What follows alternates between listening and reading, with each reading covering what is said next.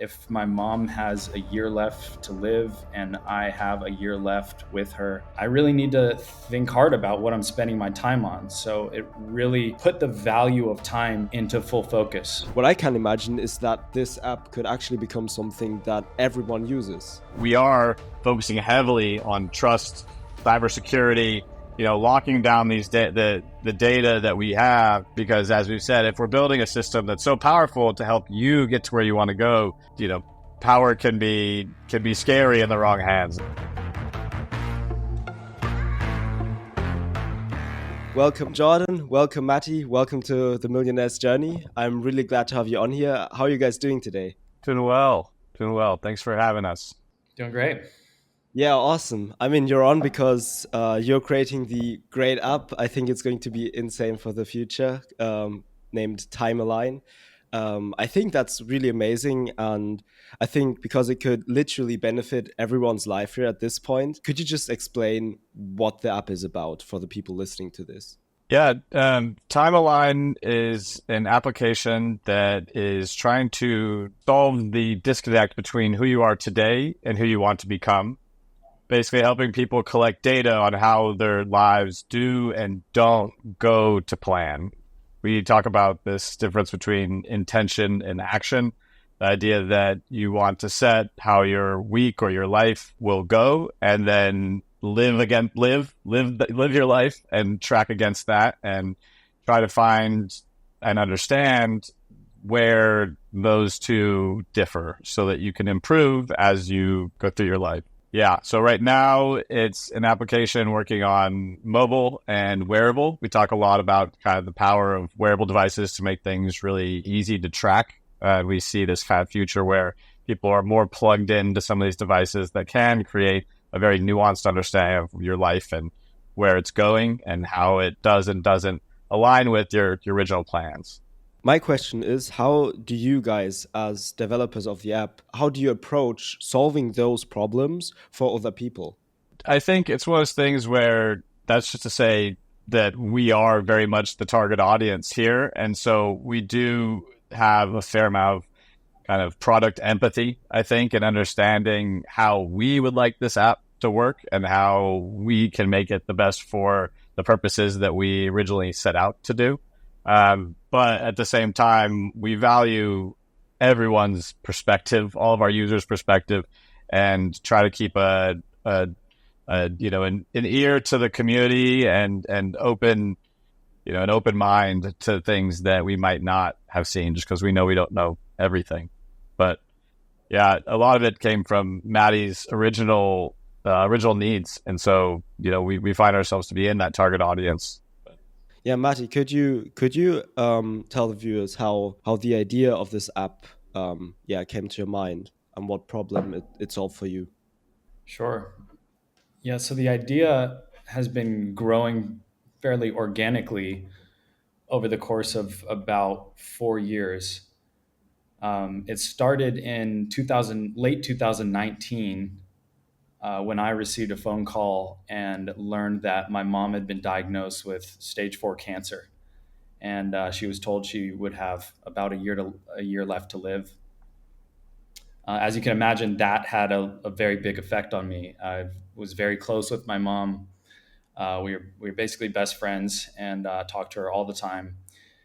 And that news hit me really hard, and it caused me to reevaluate my life and really try to understand my priorities.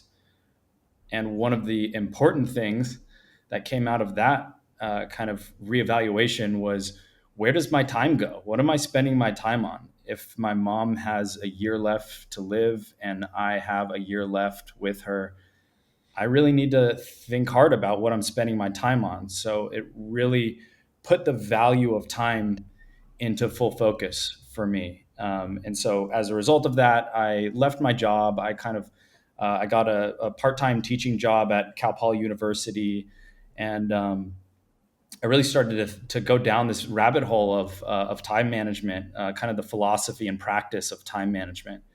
And I taught myself to code at that time, and I built kind of this really early prototype time management tool, which was kind of a calendar extension that worked with my Google Calendar. And kind of the goal out of that was to really just understand myself from this new perspective, this new lens of what am I actually spending my time on, or at least what am I planning to spend my time on each week. And importantly, also making sure that I'm actually blocking off time to spend with my mom while I still could. So that was a big kind of driving force behind this original idea. Fast forward a little bit, I kept developing that app, and eventually I brought it to one of my close friends, Lucas, who is now our CTO and co-founder. And he's a full stack software developer. So I basically brought this idea to him. I brought this kind of early prototype to him. I said, "Hey, have a look at this thing. I've been using it. How can I make this better? How can I like actually package this in a way that it will work for other people if they want to use it?" And so he helped me kind of take it to the next level, and kind of upgrade the tech stack a little bit. And then fast forward a little bit further into the future, and Lucas and I brought this early prototype to Jordan. And I think Jordan had already been aware that I was kind of working on this, because Jordan and I are close friends since college. So he was aware, but it wasn't until Lucas and I kind of brought this to him, and he really started diving deep into this and looking at kind of how this app would work, and like what I mean, kind of, is there a path to mass market appeal here? Is there like a business possibility here? And he came back to Lucas and myself and basically said, "Hey, this is a really interesting idea. This has some possibility for being an actual tool that other people would like to use. There's kind of a gap in this market that maybe we could explore further." And Jordan has kind of the right mixture of experience to really his past experiences in entrepreneurship, digital marketing, he's a software engineer, so he really had this wide experience where he was able to see this thing and take it back to us and say, "Hey, maybe we should start a business because this is a pretty interesting idea." So he kind of, that was like the beginning of when we started thinking of this as like, hey, maybe us three should like start a business and turn this into something real. And I think January 2023 is when we officially created Timeline LLC, or Mr. Juicy Lemons LLC is the true name. But we really formed it, an actual business in January 2023. So it was born out. The idea kind of grew organically out of that early prototype, out of my personal experience, my personal journey, and it kind of unlocked this understanding of like this deeper understanding of how people actually are prioritizing their time. And it really kind of led me to this realization that most people were like me before I got that phone call. They didn't really know where their time was going. They didn't know if they were spending their time in the ways that would align with their values. Like what do people actually care about? We know this. There's data. There's data where people have submitted forms, and the Bureau of Labor Statistics data, Pew report data. And so I went down this rabbit hole and realized, okay, people say that things are important, like quality time with family, physical exercise, time outside in nature. These are the things people say they care most about and that they want to do most. And then if you look at the data about what they're actually doing with their time, there's a pretty big disconnect. So basically, people are just not spending time doing the things that they want to. And this is kind of that disconnect between intention and action that Jordan mentioned that we're trying to resolve with this app. Is like, people have this disconnect between intention and action. They don't even know how big that is because most people aren't even measuring it. And so we're trying to build a tool that will help people resolve this challenge, which is really, people don't know necessarily how they're spending their time, or if they do know how they're spending their time, how does that compare to how they want to be spending their time? And usually in that disconnect is kind of the reason why a lot of people aren't actually reaching their goals or aren't actually becoming the person they want to be, because they could schedule this ideal schedule every single week, and then if they don't know what they're actually doing, then they a month could go by, and 2 months, maybe a year goes by, and they think, oh, well, I had all these great plans, I made all these schedules, but I still didn't reach my goal. And so that's kind of the problem that we're really interested in solving with Time Align is first of all understanding, like Jordan said, like understanding is a big piece of this. Measure what matters, the classic John Dewerism, or measure what should be improved, really. So this is just part of that philosophy. Or it's part of the quantified self philosophy, really.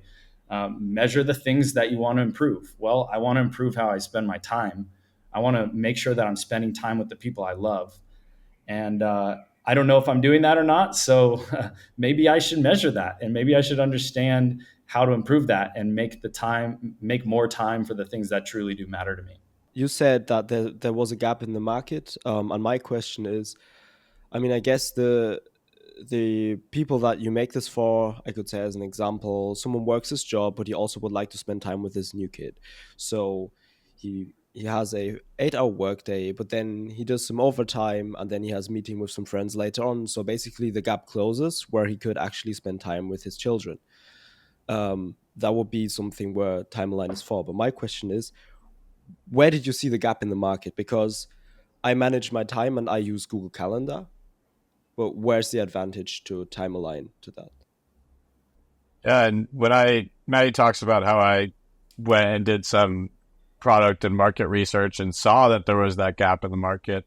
Not only a gap, but a real need that was much bigger than Matty or myself. It was a real human problem of not understanding that gap, right? That difference Yeah. between what you want to do and what you actually did. And so while there's tools out there like Google Calendar, there's other smart schedulers, there's habit trackers, things like that.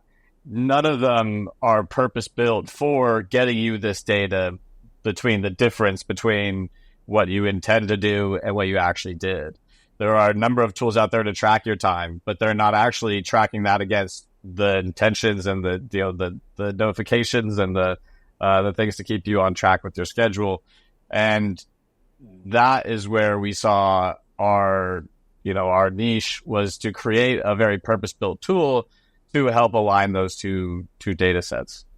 Yeah. There's just nothing else out there that does focus on that. And there are some tools that are starting to pop up that are using AI in novel ways to help you try to align a little bit of things like your workplace productivity, meeting times, track your billable hours. But we saw the problem being so much bigger than just the 9 to 5. Your life is not just going from the time you clock in and clock out. There are the whole 24 hours of the day, and all of those affect all the rest of them. Your sleep, your family time, your exercise.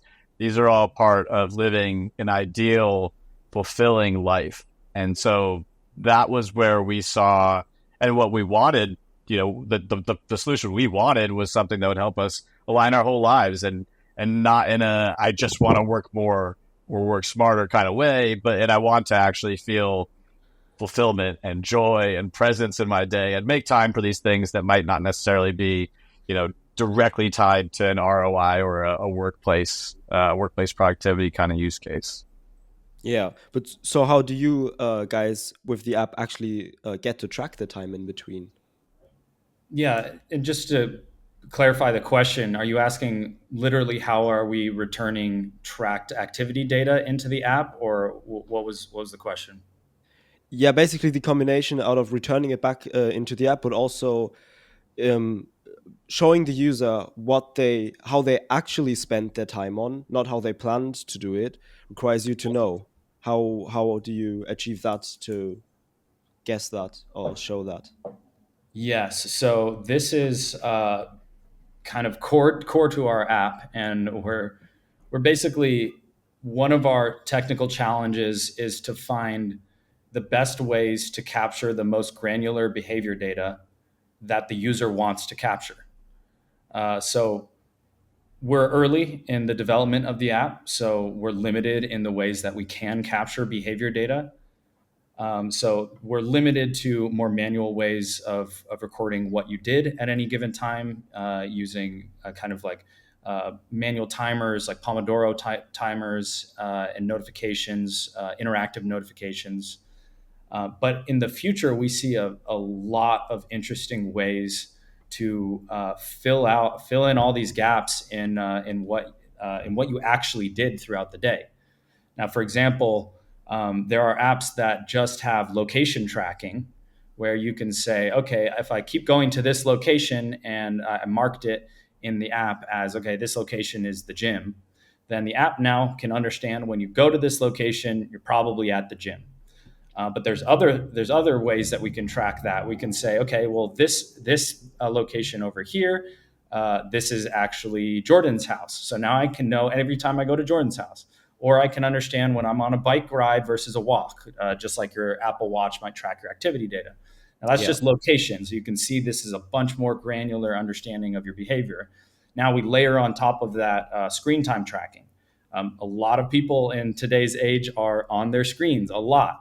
And so that's a huge treasure trove of data that we definitely want to access and give people the ability to say, hey, I do want this tool to capture what I'm actually doing on my laptop, because that's actually a good understanding of whether or not I was focused on the work that I said I was doing. Mm. Or if you say, I want focused work from 2 o'clock to 4 o'clock, but we're tracking your screen time on your iPhone, and it's showing that actually you were on Instagram for 30 minutes during that time period. Yeah. That isn't aligned with what you said you wanted to do. Now, there's nothing wrong with going on Instagram for 30 minutes, but Mm. it wasn't your intention. And Yeah. therefore, it might not be tied back to what your goals were when you built your ideal week, your ideal schedule for the week. So you can see that's just another layer of data we can track. Now, there's more interesting ways to track data that we are fully aware of and very interested in exploring. For example, near field, QR codes and NFC, near field communicators. I'm not sure if that's the C stands for, but NFCs basically, like, you can tap your phone to a little chip. And it can register that you did a certain activity, or that you can begin or end tracking a certain activity. Like, you can imagine something super simple, like put a little chip on your toothbrush, and every time you pick up your toothbrush, your Apple Watch says, okay, he's brushing his teeth now. Like, there's Yeah. different ways you can get granular with these tracking mechanisms, and we don't want to force anyone to, like, Big Brother track everything. We Mm. want that. We want to build this trust between our users, where we're saying you can track as much as you want, as much as you think will be valuable to understand yourself better and to Yeah. improve yourself using our app. So we're basically giving you all the tools that you need, and then you as a user will decide, these are the ones that, this is how granular I want to get with my understanding of myself, and I don't want to go any further, and that's fine. We'll meet you where you're at. But that's kind of the end goal here. We want to have all Yeah. of these different ways. Any way that you want to return data into the system, we want to give it to you. Um, we'll get there over time. We're well aware of these technical challenges, but we're pretty clear with our target. Yeah. And just to add to that real quick, I mean, our end goal is to make it as seamless and intuitive for you to track and get this information into the system. And so, like Maddie's mentioning, things that make the tracking aspects automatic, but also things that you're already tracking, third-party integrations like Apple Health or health apps, meditation apps, sleep tracking apps. Our plans are to integrate with a number of third-party applications so that we can fill in that without any extra work. There's already a lot of different ways that this data is being generated, and being able to create kind of this nuanced, really deep understanding of your life without spending all this time doing manual input. But even in its current state, we have, right now, the manual side of that is we have stopwatches and timers that you can set based on the time blocks that you've made in the application to track that time. And then also, you mentioned Google Calendar. There is a tracked time calendar that you can just simply go in and update like any other calendar. And so it's very easy to align what you did with, the data and application just by going in and kind of updating things. And there is, a cadence or a view cadence that I think is incredibly important for actual closing the feedback loop and continuous improvement, where you do want to actually review that. I've found from using the application already in its current state that the process of going in and saying, okay, what did I do? This really brings a lot of awareness to where your time is going. And that awareness is that first step to understanding, which is the next step to, optimizing and saying, why did I spend so long, sitting there on social media when I knew I had something else, and try to bring that to focus and say, okay, next time, instead of doing 30 minutes on Instagram, I'll either not or, try to cut that time down, understanding that I'm spending that intentionally. But our end game, like Matty had mentioned, is just seamless, intuitive, almost in the background, understanding of where things went so that we can nudge you closer and closer to what you do want. And maybe adjust some of the things you do want. Maybe you realize, hey, I actually do, want to intentionally use social media for X amount of time a day. Okay, then you can make time for that. But you want to be aware of that, right? Yeah, and what I experienced as well, because I do track my time very well, and I'm very aware where I spend my time on and on what, is that even like if I look at before I started tracking the time, like I still do enjoy playing computer games with friends sometimes, but I spent the same time playing or being on social media before, but I did far less work because it was always a little bit of work, a tiny bit of social media or gaming, a little bit of work again. And now I just I just block out the work at the beginning of the day, and then I have 4 or 5 hours done. And it gives me so much more time to actually do whatever I want without even having a bad feeling. And I was more productive as well. So I think that's a huge benefit as well there. So, Jordan, I want to ask you something. When we go back to the day you found out about timeline or the idea behind it, was there a certain day, or did you just know Matty before that well, that you knew that what he was doing for his life, or was it like a phone call that he pitched the idea to you? Yeah, it's a funny question because I'm going back in my memory here. Matty and I have been great friends for a long time. I think it's coming up on well over a decade at this point. And so we were hanging out, and I remember him showing me aspects of the solution in his calendar extension, and I thought it was cool. I thought it was really cool that he was able to do this. I also thought it was a lot of work. He was putting in a lot of manual work to get these two things to align. And so I said, this is amazing. I might not necessarily go to this extent myself, but I see the value in it, right? Like I see where this can be very, very important to get this much more nuanced, granular understanding of where your time is going. And that's kind of why it was cool for me to see it evolve and evolve. And, when bringing Lucas in brought the wearable aspects, and then it wore off some of the friction that was involved. And that's when I think I had a light bulb as well. Like, oh, this is cool. People, I knew from the get-go that people could use that and needed that value, the understanding that they just completely lack of where their time is going. And so over the time since that original introduction to the concept, I've just seen and worked with the team to start wearing off some of that friction so that it can be, like I was mentioning previously, like that seamless in the background, I wouldn't say data collection, but in this way that is for self-improvement and personal optimization. But yeah, I think I do remember the day you had showed it to me too, because I had seen it was pretty cool seeing the basically pie charts that show, here's where I meant my week to go, here's where it actually went. And Matty's great at keeping that organized to a very, very detailed level. And so that was very impressive to me. You guys basically have a startup now. You have a company. So, Matty, how do you guys, or do you actually have a work-life balance? Because I could imagine a lot of people that start something like that, it's so much work that they usually would, do so much work that there's no time for anything else. But you guys have, your product is actually trying to work against that or spend the time meaningful. So how is Yeah. your work-life balance? Our work life balance is kind of part of our culture, which stems out of the philosophy of the app itself. So, as we've already spoken about, and as I kind of talked about, like my story of this idea kind of growing, we think it's important for everyone to find their individual balance, whatever that means to them. And for a lot of people, working for 10 or 12 hours on a startup is is going to get less work done than just 6 focused hours. And if that's how you work, great. We want to judge people based on their output. We want to treat people like adults. We want to treat each other like adults and make sure that we're working in ways that are productive for the business, but also, core to the philosophy of the app. We're not trying to burn out. We're not trying to make you sacrifice things that are important to you unless you're being intentional about that.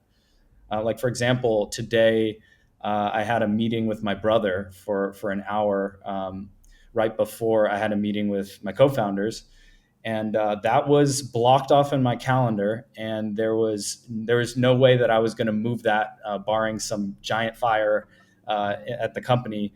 That because that Jordan respects that time for me, Lucas respects that time for me, and it's just known that like this is on my calendar for a reason, and it's my intention to do this, and it is so important to me to spend that time with my brother, that even if it was, I don't know, at 11 o'clock when most people are working or at an office working, for me that it didn't matter, as that was the time when I can meet with my brother, and that is built into my schedule. And that's part of what work-life balance means to me. I mean, another thing is sleep. Like, I make sure that sleep is a top priority for me. And so like I'll only take late meetings if we've decided that they are high enough priority that they should take out some of my sleep time. But if they aren't, then our team understands and respects that I take my sleep seriously, and that time is blocked off for a reason, and that's just part of work-life balance. So again, the answer will probably be different for everybody, and that's really what we're trying to achieve with the app, is really give people the tools to build their own individual balance and whatever works for them. How do you handle that with your employees? Yeah, I mean, with our employees, same thing. We want to, so we're building a distributed remote first company, and part of that means building a level of trust with our team, and treating them like adults and allowing them to work with whatever schedule works best for them. And we're kind of scattered all around the globe, and so we can't force people to stay awake in the middle of the night, nor would we ever want to do that. So that's flexibility in everyone's schedule, and finding the balance for what works with everybody, and keeping meetings to a minimum unless they are indeed high priority. That's kind of how we're trying to build this company. And so, like, from a philosophical perspective, we are async distributed first, and so that comes with its own challenges, but it also comes with a lot of benefits. So we're kind of sorting through that now and figuring out what works for us and our teams. But at the end of the day, we have to treat our team like the adults that they are and allow them to work the way that they work best. Yeah, that sounds pretty modern to me. A great way actually to handle it, to be honest. Did one of you guys already work with employees or as a manager somewhere?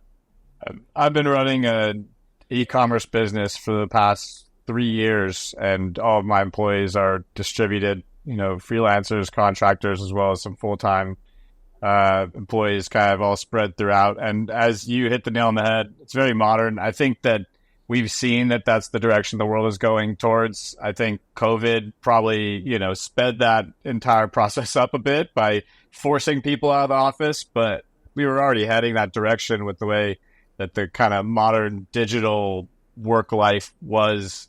And I think people realized from that COVID experience just how much better work life and work life balance and, quality of life can be when you are, running your own self and your own schedule, much like an entrepreneur does, and given the trust and accountability to still get your work done. I think we talk a lot about being results focused, results driven, and trusting people to get the things they need done in time for the things that for what they need to be done by.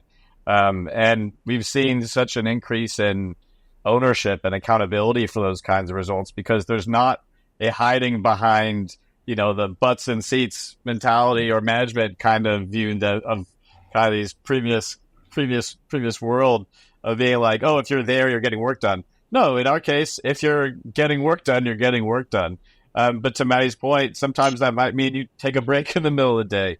It also means that your schedule, sometimes that means people work late at night. I personally am a big night owl. I love to work later at night. And so I can shift things the way I want to.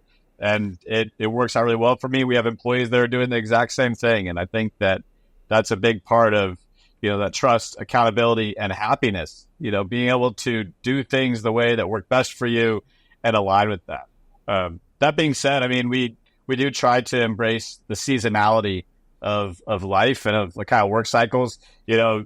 Us launching this startup right now, there are times where we have to work way more than way less. It's more than that 8 hours of a day, but we know that comes also with times that won't be so heavy. And it's really using your critical thinking and understanding where you're at and where we need to head and the kind of work that needs to be done. And then also communication. We try to stay very, very focused on open, upfront communication about our own limitations, the things that we're working on and why we're working on them, why they're important.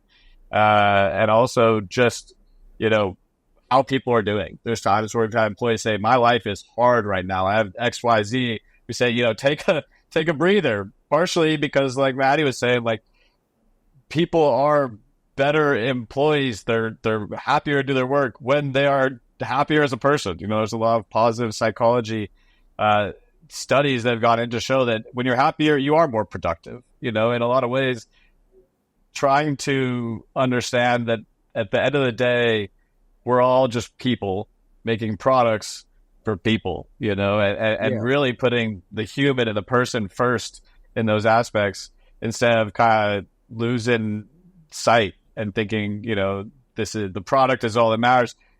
I think people over product, and that we have to really take care of our own and also work with the way we work best, and that's not the same for everyone. So Yeah. we're thinking about that a lot, honestly. And like Barry said, there are challenges that come too. I mean, we are kind of all over the world, so there are challenges that come with time zones. There are challenges that come with company culture. I don't think that the playbook is necessarily written on operations for keeping a good company culture when there's no water cooler to gather around. There's no post work happy hours. And there's a lot of learning that we're doing, and I think that by continuing to communicate and learning together, we're able to kind of make adjustments and see what does and doesn't work, and continuing to experiment to create not just the organization, but the product and the lives that we really want to live. But like I said, it's all part of the ethos. We want to live by that. We believe it, and we are really working to make that built into the company from the ground up. I mean, with all those employees, what I mean, your pre-revenue phase right now. What does it actually cost you guys to run the company right now? Yeah, so technically they are not employees. So I will just, if my lawyer is listening, I'll make sure that we get that right, just the terminology. We treat them as team members regardless. That was one thing I learned from previous roles. Um, I've worked with outsourced teams quite a lot, and a lot of folks treat outsourced teams differently than they would treat the people that are sitting next to them in the office. But at the end of the day, they're just team members, and you should really treat them like team members, and that's core to how we try to function. Since we are global and distributed, there's no outsource. We're all part of the same team, so that's super important for us. Technically, they are not employees; they're contracted to work with us right now. That's a small distinction, but it doesn't really change the fact that they are team members, even if they're full time or if they're part time or if they're more of a resource as needed. We have kind of all three of those categories that we're working with. But yeah, so specifically the costs of operating and paying our contractors varies quite a bit from place to place, as you can imagine, around the world. A US dollar goes much further in some places than it might in others. Yeah. Jordan and I are living that right now, based out of Bali currently, whereas previously we were based out of San Diego. And so the cost of living in Bali compared to San Diego is 2 to 3 times less. So that's significant difference in cost of living. So we adjust pay based on where people are located. I don't know if I should be giving like specific dollar points, but does that kind of No, no. answer? My question was more into how, I guess you saved up the money as well to make this, yeah, idea become reality. And I know you moved away from to live cheaper as well. So, but how much does it cost you in total to actually run the company right now every month? Yeah, it's so we raised friends and family round, and we're currently raising a pre-seed round. So that has been obviously the capital injection that we needed in order to run this team and build this company. Um, we couldn't just do it without money. So Yeah. that is obviously for an app like the one that we're trying to build. It's not particularly easy to just bootstrap that unless you have capital yourself or you have access to capital. We do, and so we've successfully been raising, and we're continuing to raise. Our monthly burn is like in the 10K range, so it's not wild, and it varies based on our needs. Like I said, we Yeah. have resources that we can pull on when we need them. And we have some folks that are full time and some folks that are part time, and we just added a new team member to the team. So like things are in flux when you're this early in a startup. So it almost seems weird to say like what our monthly burn rate is because it's changed. Like Yeah, it varies on what your tasks are, right? And also Yeah. you and Jordan, I guess how it is, especially in the early phases, that if there's no money for you guys to pay out, because you don't make any revenue. So you guys work for free right now. It's not for free totally, but you guys put your time in and you want to have the benefits later on, right? Yeah. Well, to add to that is that we are all technical. And so in the early stages, especially, a lot of this was just us, sweat equity, putting our time in to build things up and out to the point where we could go to show it to some friends and family and get some more funds. And now at the point where we can approach more institutional investors to get kind of, that next injection to build the next level of the company. And so I think an interesting part to that, as Matty said, we just hired on our new head of AI, who was helping us align sort of the next steps. These more visionary aspects of the business that, yeah, we're launching the next month, and we're going to keep improving the product in this shape and form. But we're laying the groundwork for much further down the line. We're creating the foundation for a business and an application, a product that is, we're looking down to the vision side of it. And so that's to say that sometimes, like you're saying, it kind of ranges with what we're working on. I'll go back to the seasonality aspect. We've had times where we brought in some marketing contractors to help run some data collection experiments that would help us kind of round out the quantitative side of some of our pitch. And so things do fluctuate based on what we're working on. But yeah, we are also, I spoke a little bit about my experience bootstrapping an e-commerce business. And so we are very aware and versed in keeping things lean and mean. We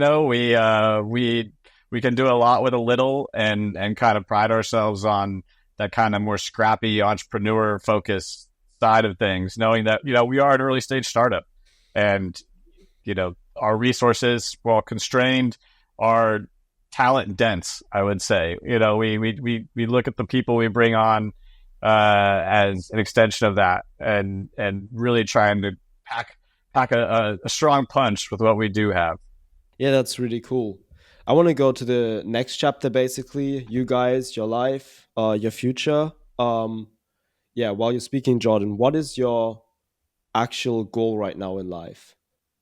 My goal right now in life, that's a wide, a big question, but yeah, I mean, I think I've said this before, but my main goal is to live a life surrounded by people who inspire me, who I enjoy working with on projects that I enjoy working on, that I'm passionate about, and that I think can have an impact on the world. And I know that I think Matty's got some similar goals, and so we've always aligned well on those aspects of creating with a very you know personal and creating the life that we want to live in the here and now. I think we've talked about this before that, you know, tomorrow is not promised. As Matty's story and our business, origins come from, tomorrow isn't promised. And trying to live and make the most of the life that you do have while we have the time is something that should be pushed off, and so a lot of my goals and my definition of success is really just creating and living that life as best I can right now. And part of that, has been with the business we've built over the last year to 2 years of, making something that will act as that vehicle for the ideal life, I guess you could say, to generalize it. Yeah. But I feel like we're doing pretty good at it. But there's always challenges in that process, and launching this and getting it to the next step where we can really make a bigger impact with it.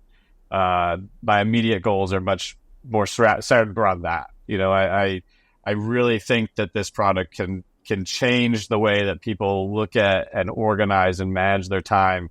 And some of the feedback we've gotten from users already has been incredibly eye-opening and exciting to me to say, okay, good, we want everyone to have this then. We want to be the most powerful version of it that we can make, because it really does have the potential to impact people in this really positive way.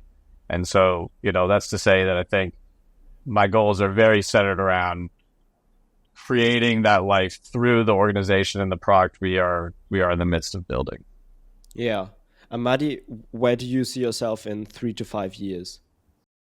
Yeah, so I definitely agree with Jordan's vision there for the future, and I think, I mean, part of the reason why this partnership works so well is because we share a mission, we share a vision for the future, and even though we're coming from different perspectives, and we even have different ideas for how this app can make our lives better and how we want to use the app, and and that, I think those kinds of differences are the good kinds of differences, because we're sharing the same mission, and so we're constantly trying to get to these answers that will help our users the most get to where they want to go. And we know that if we're agreeing on every single aspect of the app, that's not going to help us design and build the best product possible. But what is going to get us there is having the shared vision and really trying to work through all these tough technical challenges and design decisions to build a product that people really love. So I think my 3 to 5 years, I don't see myself going anywhere besides Timeline. I would love to make this a long-term project and take this thing to multiple next scales. I mean, it's already a challenge to figure out the best way to build kind of an early pre-seed company, and all of the challenges that come with it. And I have no illusions about what is like the next scale is going to bring more challenges. And I've learned about myself that I love dealing with these. These are the type of challenges that I want to dedicate my life to. And I think this, like in 3 to 5 years, in 3 years, we'll have a completely different scale. We'll be worrying about different problems. Ideally, we'll have a much bigger team, many more users. And in 5 years, maybe multiply that by another 10, who knows? But Yeah. that's going to come with its own challenges. And I've learned about myself that this is the exact kind of hard work that I like doing. It doesn't even feel like work so much as it feels like this, like what else would I be working on? This is both fun, it's engaging. I get to work with great people. I get to learn a lot. And at the end of the day, like Jordan said, like we really see this as something that can help people's lives, including our own. So as far as I can tell, we already won. Now we just Yeah. need to keep doing this and keep scaling because I think the winning can continue. Yeah, I mean, to be honest, I think the idea is so great. And I also saw some screenshots. I don't have the app myself because I also don't have an iPhone and the Apple Watch. Sadly, it really wants me to make buy those things. But I saw the screenshots Told on you, the website. Android coming soon enough. Don't worry. Yeah, yeah, true, true. That's really good because with both of these things, I really like the design. It also really, I'm reading the biography of Steve Jobs right now, so I'm a lot more iOS or iPhone or Mac, etc. I'm looking at the designs a lot more, and it looks very well made. Your design, it looks like perfect for Apple. I mean, I think it's still perfect for Android, especially since they're going into the more rounded look as well right now. But what I can imagine is that this app could actually become something that everyone uses.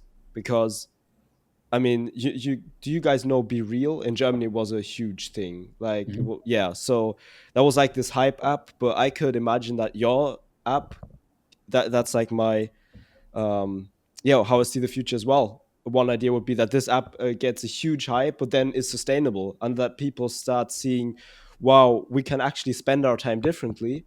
And that it starts with, oh wow, do you have this new app Timeline? Look, it helps you manage your time, and oh yeah, Yeah. show me what you did your day actually. What did you really do? And then people go around in school and show themselves the day and the past week. And can imagine that this starts out to go really big, and then it actually stays sustainable. Because right now in Germany, Be Real, it's going down again. I don't use it anymore. I never used it a lot, but a few people still use it. But it, in not like Timeline, it takes your time, like just takes your time. And there's Instagram, there's Snapchat, there's so many ways already to post pictures to friends. And I think that Timeline, because it has this sustainable factor in it, that it could actually stay sustainable. People get it with during the hype, and then also stay with it. And before you know it, everyone has it. You also mentioned that it works on a MacBook, right? No, not yet. We Not definitely yet, have plans. but that would be the plan. Okay, because that will also mean that if you can track what you actually do on your phone and on your PC, like with Rise, I guess, Mhm. um, that would be amazing. Because like my problem with Rise as well is that, yes, they can track my time on my PC, but if I doing having those websites open on that I work on, I could still go on Instagram, So I think that's really amazing to actually then combine those things. So yeah, that's where I could definitely see the app in the future. What do you Yeah. think? Do you think Yeah, that's something that could happen? yeah. I mean, 100%. We're trying to cover all the devices that you have so we can really create that understanding.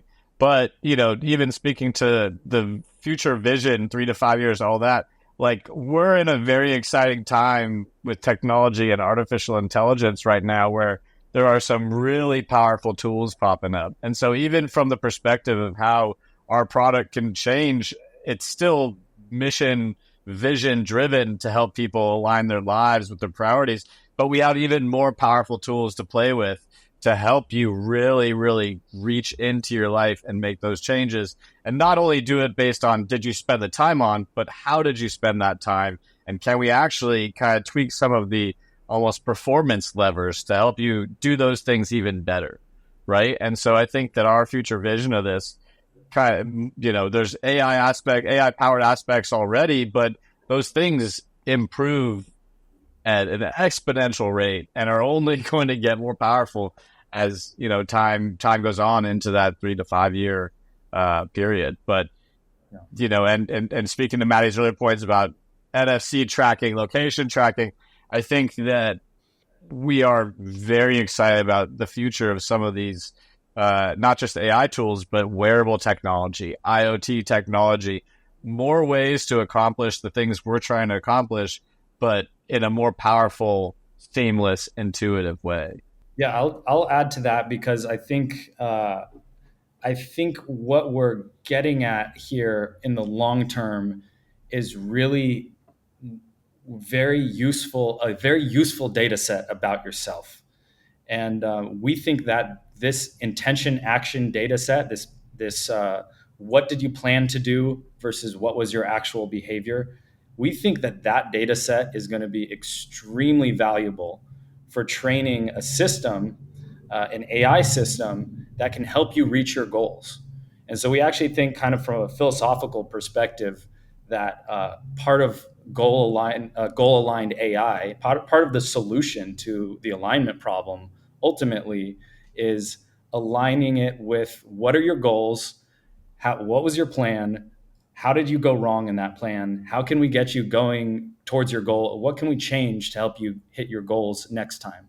And we think that that kind of deeper understanding of yourself, paired with an AI system that you trust, that is goal aligned, by default it's goal aligned because you're telling it your goals.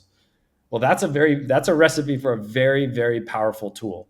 And so that's kind Yeah. of what we're trying to build in the long term, assuming that in 5 to 10 years, everyone's going to have extremely powerful AI in their pocket or maybe in their ear.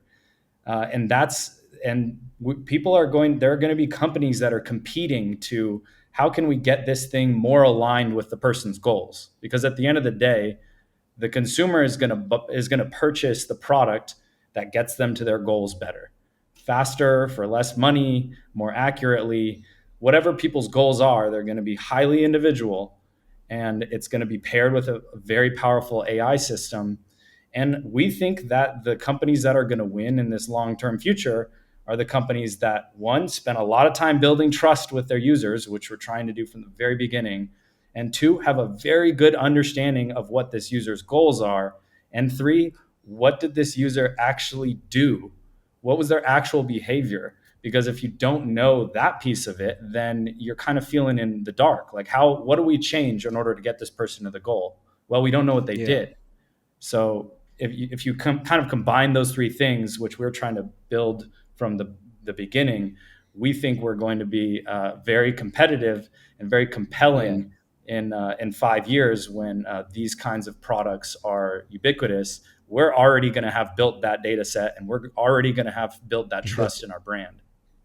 And not just on the personal level. I mean, each person is unique, absolutely, but there are some constants of human behavior and how that does and doesn't align with intention that we are hoping to map out, really creating, from our variety of users and types of people to be able to understand commonalities where people fall short of their aspirations, and how we can almost prescribe a fix, how we can say, oh, based on, your behavior and how you're trying to reach this, but not this worked for X amount of people. Like, let's implement that and get you back on track, much like a coach, a therapist, something like that. And so creating an understanding of these kind of unconscious human biases and issues, or, different things where that goes off, and creating a system that can crunch all of that data and really put people on the right track. But that's a powerful statement, and I think it's also can be a little scary in the wrong hands. So, like Matty said, we are focusing heavily on trust, cybersecurity, locking down these the data that we have, so that can remain private and protected. Because, as we've said, if we're building a system that's so powerful to help you get to where you want to go, that's power can be scary in the wrong hands. And so, things like, we're never going to be selling anyone's data. We are using cybersecurity best practices to lock things down. And, it's a big part of our focus moving forward, is creating a system that works with people, understands people, for the betterment of people themselves. with all that, do you already have an idea about how you're going to price it? Yeah, yeah. I mean, so it's interesting because our product grows in features, and its power as we add to it. And so we have some competitors in the market. We're going to benchmark our pricing around what's kind of the norm for what we are working on now. But with those more advanced capabilities, those prices will inevitably rise. What is the price you're talking about? What is in the market right now? What's the average? We're looking at somewhere between the $8 to $10 per month area or at range, and then an annual price of around 60, which comes out to around $5. But we also know that we don't know everything, and we want to test these things in the market to understand what matches the best, value per dollar for our users. Yeah. I guess it's an interesting thing to think about as well, because on the one hand, you have not mass production, but like bringing it to the masses, but that means less costs, I guess, for the users. And then on the other end, maybe same money, but less people, better maybe users that identify more with it. So, what did you think about that as well? Yeah, and we have competitors. There's a smart scheduling app called Motion that a lot of people are familiar with. That it's priced up in the mid 30s range, I think, per month. And we've seen a lot of feedback that that's just too much. I mean, we don't want to price people out of it, but we do want to provide the right amount of value to those users for what they're getting out of it. But it's one of the levers of marketing that can be pulled, and I think that it, like as I mentioned, kind of grows and changes with the capabilities that it's enabled with, and also pricing on our side on the back end costs. Yeah. Are you thinking about a free version at all? We've played with the idea of a freemium model of allowing people to have a less featured version of the application for free, to get in and align their lives in maybe some specific domain. But for now, we're offering a 2-week free trial to allow people to get their feet wet and start to see the experience, and also the power that comes with understanding your time so that you can optimize it, and that closing of the feedback loop that really shows, okay, sure, that's how this week went. Let's make changes based on that for the next week so that we can improve and really go through those cycles and get some of the exciting data visualizations and reporting that we are offering our users at the end of each of those cycles. My question would be to you, as an entrepreneur already longer and with the e-commerce company, what's the difference, or what do you think there would be a benefit to offering a 1 month free trial, not specifically to that app, but because I can imagine if I use something like Rise, I had a way longer trial than 2 weeks, and for the desktop tracking, and I can imagine if you start to become familiar with it, that 2 weeks might actually not be enough time to become familiar with it and actually see the power that it. Like, if I imagine I'm someone that doesn't know or has just lived their life without tracking their time, I think 2 weeks could be very overwhelming. Like, in general, to learn a new app that helps you with time tracking. What do you think about that? Yeah, and I kind of mentioned earlier the different levers of marketing, pricing being one of a big one, but that being another one. These are variables that we are going to be playing with and taking feedback from our users to understand where, where conversion is optimized, but also where user experience and value is optimized. We will also be offering a referral mechanism where users can invite a friend, and if they sign up, then you get a full month. Because I do agree that I think a month is a good amount of time to experience it. There's also the opposite side, that by limiting the amount of time you have, hopefully there's some urgency to, okay, well, I'm going to start using this. True. That being Yeah. said, I'm always of the mindset of being a little kinder to people if they say, "Oh, I downloaded it, I didn't look at it, but I'd really like to try it." We can absolutely extend those kinds of things. I might regret that saying that on a podcast that lives forever here, but Yeah, but the for idea the that record, being we're even pre like the second investors round, or how you call it. So it's like everything we're talking about right now is very theoretical and very far in the yeah. future. And Well, to kind of zoom up and out a little bit, we believe in kind of the lean startup methodology. We know that we don't know everything. We have, strong opinions held loosely that we're going to test with data-driven experimentation to see where the sweet spot lies, with feedback as well, taken into account, and we'll play with these to find the right place that does, like I said, like a lot of it comes down to value. How can we provide value and give people a good taste of what they can get out of this, but is not, stressing them out or putting them under undue pressures or, really depends.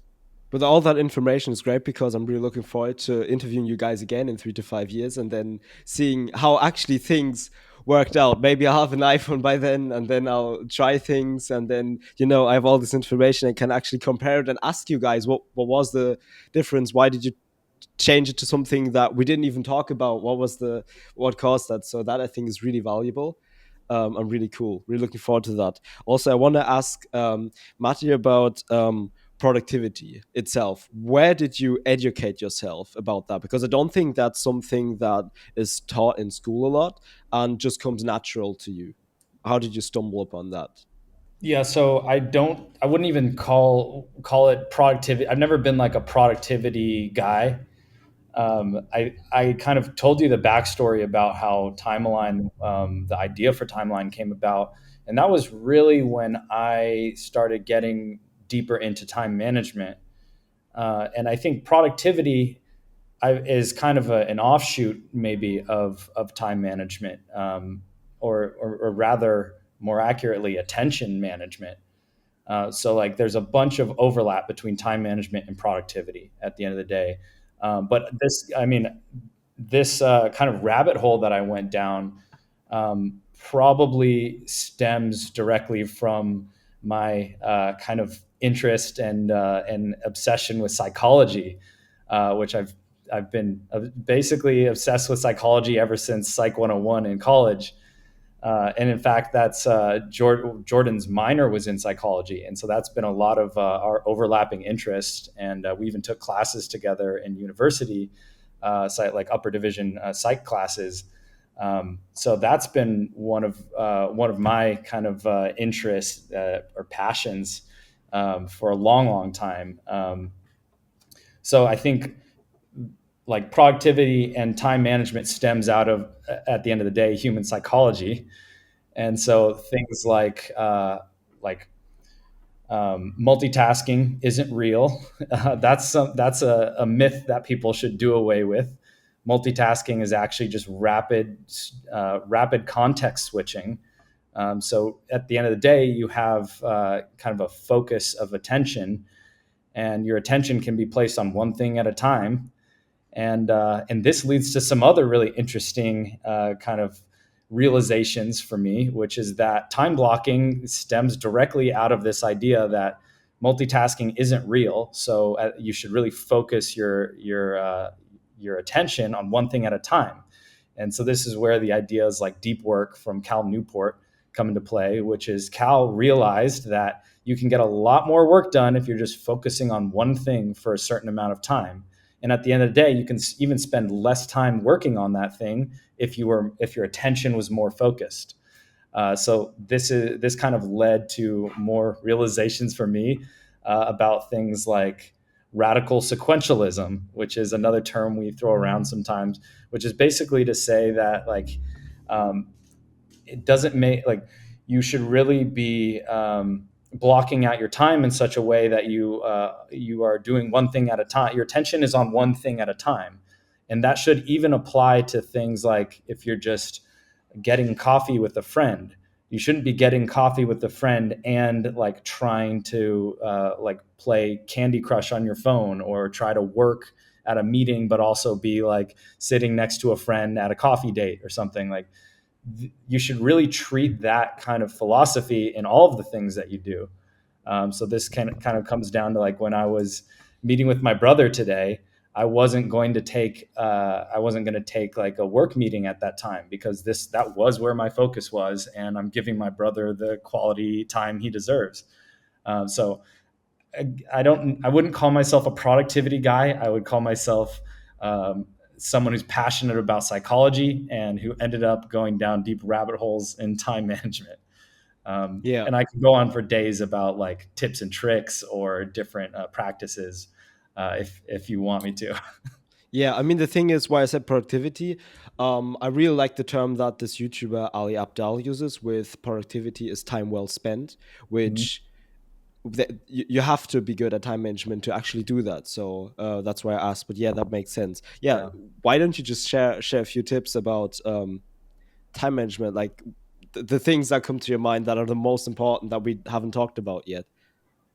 Sure. Well, so I think just on the note of time well spent, which I think is just a really powerful concept, I think the first time I heard about that was Tristan Harris, who's I think famous for creating the documentary about how Facebook is kind of fucking with people's heads a lot, and he's since been kind of an inspiration in other areas for me too. Ali Abdal, another great a great inspiration. Um, and then I think like related to that concept is this idea of unregretted time, which I think recently Elon Musk mentioned that the goal for the new Twitter X platform is to maximize unregretted time. And for me, this is really interesting because this is the first time that I'd heard someone in social media basically say, "Hey, there's actually this new metric that we should be focused on more than like time spent in app. It should actually be unregretted time spent in app." So like looking back at this time, do you regret spending that time or not? Like it's okay if you're on TikTok for an hour, as long as you look back at that hour and you say that was, that was time well spent. I don't regret that at all. So I actually love that idea, both from the perspective of like building a really good app, but also just apply that to everything in your life. Like, what are the ways that you can maximize unregretted time in your life? And, uh, and yeah, I mean, people like Ali Abdal have some great ideas about this. Like he has a new book that's called like Positive Productivity or Yeah, feel good productivity. Yeah, feel good productivity. And his concept is basically to, you're most productive when you're enjoying what you do. And that's yeah, one way to look at it. That's maybe opposite from someone like Alex Hermosi, who comes out and says like suffering is part of the journey. Like just, you have to accept that you're not going to always want to get up early and do all the work. But at the end of the day, you're going to regret your time if you didn't do the thing that you said you wanted to do. So I think those are just great perspectives to hold in your mind. And then I think another really interesting perspective is Oliver Berkman's, who wrote 4,000 Weeks, which is kind of like the productivity book, which is basically saying that um, you're never going to be in a position where your your life is always going to have important things that you can spend your time on. You have a limited 24 hours. You have roughly 4,000 weeks in your life, and you have to decide how to allocate your time within this pie. And a lot of people think like it's going to be like the easy decisions, like, oh, maybe I shouldn't spend another hour on TikTok. I should probably like call my mom. Like, okay, that's an easy example, but like, what happens when your decisions are, work on this project which you think is going to help millions of people, or call your mom for that hour? Like that's a really tough thing. Like one of them you think is going to make the world a better place. One of them you think is going to, you know, um, be a valuable quality time with your mom. And Oliver's point is really that like at the end of the day, once you keep digging into this time management rabbit hole, you end up at that kind of question. Those are the things that are really hard decisions. And so one of the things that I've really kind of embedded in my own personal philosophy is to really feel blessed that I have the ability to choose my own sacrifices. Anytime I say yes to one thing, I'm saying no to many, many other things. And so this is part of my core philosophy of like, I am sacrificing certain things in my life to spend my time on certain other things. And I'm also good about evaluating whether that was the right decision. Like part of what Jordan said about like using our app. One of the great things about our app is like it gives you a chance to look back at your week or your month and say like, was this the best way to spend my time? Which parts of this was regretted and unregretted? So I think that is kind of core to my philosophy of just like how I want to allocate my time and live my life. Now that's not really like a time management tip or trick. So like if you want time management tips or tricks, I would say the fastest thing you can do is turn off all your notifications. So basically start from default no notifications, nobody can reach you. And then from there, start to whitelist the things that can interrupt your day. So start from nothing interrupts your day, and then let's build up from there. Okay, I want my calendar notifications because that keeps me on track. I want my mom, my dad, my brother, I want them all to be able to reach me whenever they need me. I want my co-founder to be able to reach me whenever he needs me. Like there's certain things that definitely should be able to interrupt me, and then there's certain things that should not be able to interrupt me. Like maybe nobody at work is allowed to reach me past 9 p.m. because that's when I'm winding down. And so that could be a rule that you set. My point here is more that you start from nothing and then you whitelist the things that you really want to be able to interrupt you. I think that's really powerful just as kind of a general rule.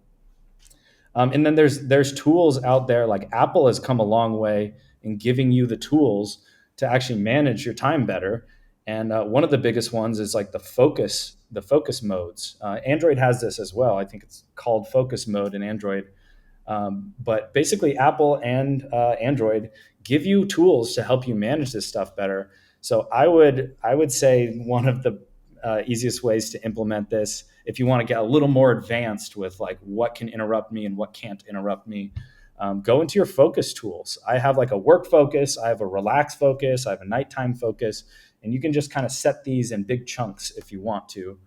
And that can get you pretty far into kind of configuring your life even further. Because, for example, it's one thing to whitelist like who can reach me throughout the day, but there might be certain times when I'm working when I want certain work connections to be able to reach me. So that's something I might want to configure a little bit further in my phone. And then I would say, just to leave you with one more tip, um, prioritize sleep. Everyone should prioritize sleep higher than they do, including myself in some ways. Like I probably should get more sleep than I do. But this also can be, you can configure your environment to make this a lot easier. And it doesn't mean you have to go to sleep. Like everyone's on different circadian rhythms. So you don't have to say 8 o'clock is the perfect time to go to sleep or whatever. You don't have to wake up early if you don't want. But there are some things that you probably should do. Like you probably should minimize your screens when it's getting closer to bedtime. Ideally, you minimize your screens once the sun goes down. But everybody works differently, so just really be intentional about when are the times that I'm going to use my screens, when are the times when the screens go off, and this is going to help your circadian rhythm quite a lot. Just designing your environment, and it'll actually keep you on a better sleep schedule and keep you more consistent with sleep. And then, like, if you're consistent with your sleep, that's like half the battle. I struggle with this myself. Like, I stay up too late sometimes. And in reality, if you're just consistent, you can get much better sleep. And then once you have kind of established that piece in the puzzle, which is like your sleep is consistent, then you'll start to realize that a lot of other things fall into place. Like you aren't going to miss as many things in the morning. You're going to be able to do your morning routines more consistently, which is going to lead to kind of better planning for the rest of the day, which means you're actually going to hit your goals for the rest of the day. Yeah. So really consistency with sleep, and just kind of using sleep as kind of a bedrock for the rest of your daily routines, I think is important. Well, I was gonna say it reminds me of that Daniel Gross comment. I think he'd said that sleep is the ultimate nootropic. Like people try to optimize all these little things in their lives and just take like smart pills or, optimize this or that, when really you just get enough sleep, and, it can change so much for you.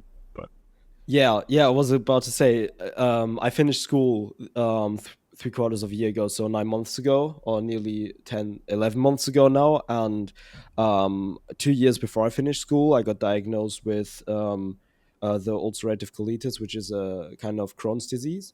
So which impacted my life a lot.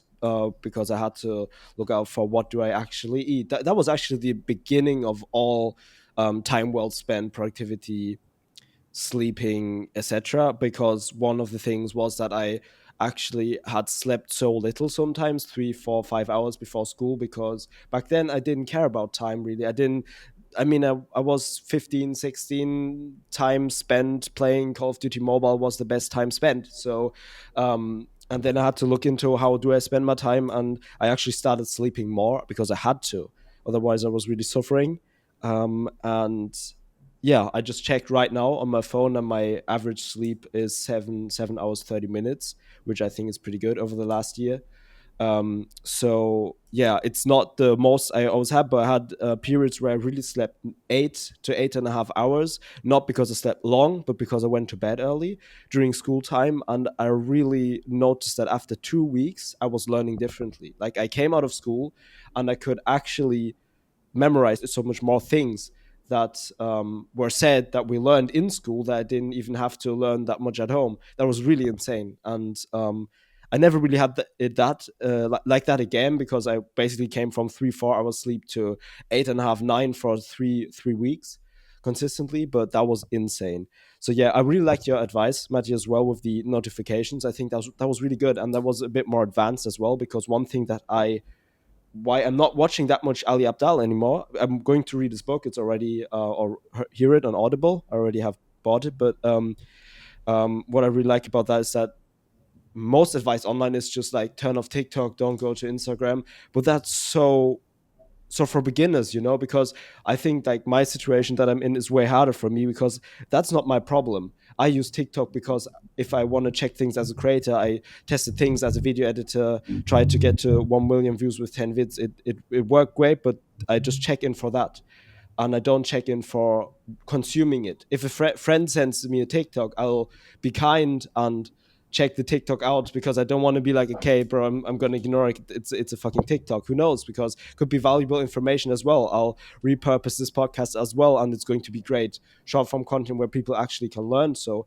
I don't think it's a bad thing, but I don't consume it in my free time. Because I just know that the next shot might take me into the rabbit hole of Instagram Reels or TikTok. So yeah, but I think that's the easy advice, and my problem would be more into the notification kind of thing. I think that's something I can really implement in my life, change schedules, or tell my phone when to allow who to what to notify me, what app, who sends me a message. I think that's really good, because I'm in the situation where I don't use these apps, but also I spend my time already very well. I track everything on the Google Calendar. I basically have a plan every I schedule the next week, and then every morning I reschedule the day so that it really matches with what I want to do that day, because I really know my goals for the future. So I don't have the problem in, oh, what am I going to do today? I know what I want to work on, and I just check what of the three priorities do I want to do first? What should I do next? And then if I work half hour longer or 1 hour shorter, it's actually in there. If I spend half hour on TikTok, I don't, but if it would be, it might be YouTube here, because I see this new video about interviewing Mr. Beast, whatever, which is really interesting because I work in the content niche. So it's obviously education for me as well at some point. But if that's where I have to differentiate as well. If I watch half hour of YouTube and it's for work and it's time that I wanted to spend, it's marked as green, which is work time. But if I'm actually working on a video and I see this in YouTube and I go there and check that out, then that's actually yellow, because that's my free time. So I really go and adjust everything, but that's where obviously your app is coming in handy as well, which I think is really great. That's exactly going to help people with that. And it's a lot of work how I do it. But yeah, that's really cool. well, I was gonna say, if you want any more tips, actually, Maddie and myself have pulled together like a 40-page ebook that we have on our site that Oh, pulls a wow. lot of this together. It has different chapters from different expert advice, some step-by-step instructions, nice resources, and we've worked pretty hard to get it together. That's on the timealineapp.com website, on one of the resources. I think it's like slash digital hygiene ebook. We could include that in, I don't know if you have like show notes or something like that Yeah, note, but yeah. I will a put that great in. ebook that has some of the stuff you just mentioned and way more, because we have deep dived into Yeah. this, and really try to help people help themselves, and a lot of that is reining in your digital world to kind of work with you and not against you. Yeah, that's great. I'll read that for sure. I'm really looking forward to that. I'll link everything below as well. What I just wanted to say towards the end is that I really liked what you said with Abdal and Hormozy, that they are both different. But what I also like to think is that you can actually combine feel good and suffering, which seems weird first, but I go to the gym 5 times a week and it feels amazing, but I do suffer sometimes because it's the first thing I do in the morning. Sometimes even not, then I suffer more because I'm like during the day, oh damn, I still have this time block, and I might want to do different things as well. But I really want to have that goal or I really have that goal to go to the gym 5 times a week, because otherwise nothing happens, obviously, because you have to be consistent. Or that's how I want to approach this right now. So, and after the gym, I take a really cold shower. So I do kind of enjoy the shower, but I really hate it at the same time. So it's suffering and it feels great. So it's like I literally stand there and it hurts. I'm like, oh no, this is so cold and I hate it. But at the same time, I'm smiling and I think, wow, I'm doing this and I'm actually doing what I told myself to do. So um, yeah, both works. Really cool. Yeah, that was actually what I thought too when Maddie had mentioned that. Is that like they're two sides of life. I mean, you need to have self discipline. It's not like everything in life is going to be something that you necessarily want to do or that will feel good in that moment. But having more of a long term view and understanding how that connects to the things like your priorities and the things that you are trying to accomplish. You can't have one without the other, really. And so, sure, you might work better when you're happy, but there's a balance to be struck between that, and I think going back to timeline, it's understanding how those things fit into your values and your priorities and how they do get you to where you want to go in a longer term kind of view. Yeah, I love that timeline puts this all together. Yeah, I wanted to thank you for coming on for the podcast. Where can people reach out to you, reach you? What are the websites? Yeah, we have our timeline itself is on timealineapp.com. And then I think all of our socials are all linked through there. You can find me on Twitter at Jordan J with a 4 as the A. Yeah, Actually, I'll I link should probably everything check as that well. before I start talking. Yeah, and I think Maddie's on there as well. Yeah, I'm. I mean, I think we're linked on the website timelineapp.com. But yeah, if you want to follow us on Twitter as well, I believe my Twitter X handle is at Matty Reed one. Yeah, that's good. That's good. And I'll put everything into the description because if there's one thing that I can recommend, it's following you guys and see how the journey unfolds. Yeah, that's really cool. Thank you for being on. And that's the pod.